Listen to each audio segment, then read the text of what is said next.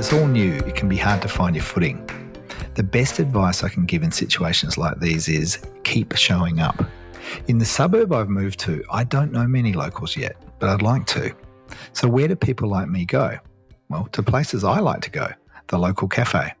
The local cafe down the road has a local vibe. It's clear who the regulars are, and there's this easy banter between them and the staff.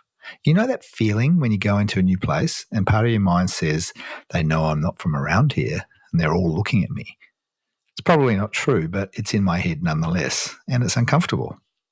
Yet, connecting to my community matters to me, so I've been going back 4 or 5 times a week each morning in the 3 weeks that I've lived there.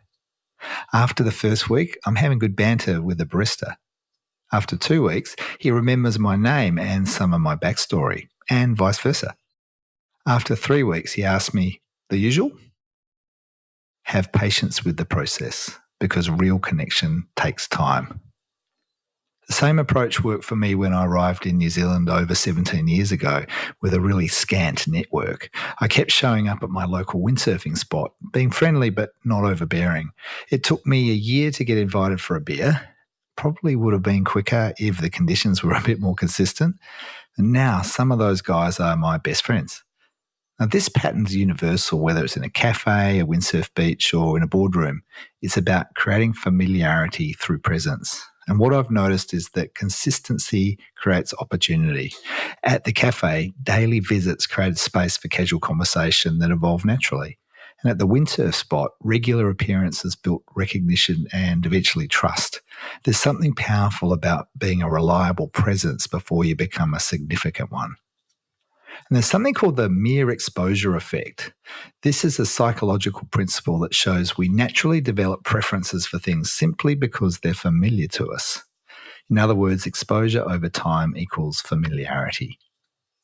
In any new situation, whether it's a job, a new team, or the opportunity to shape a new direction for your organisation, I reckon the best thing you can do is to keep showing up. Bring your authentic self into the space regularly. Ask questions, listen, contribute when it feels right. Keep engaging. Become part of the energy of what's happening.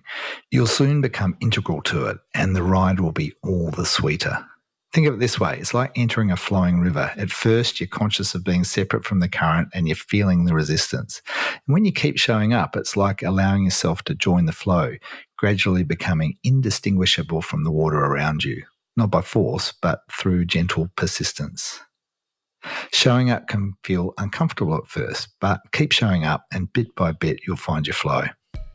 Where might you need to keep showing up in your life right now, even when it feels uncomfortable? Food for thought.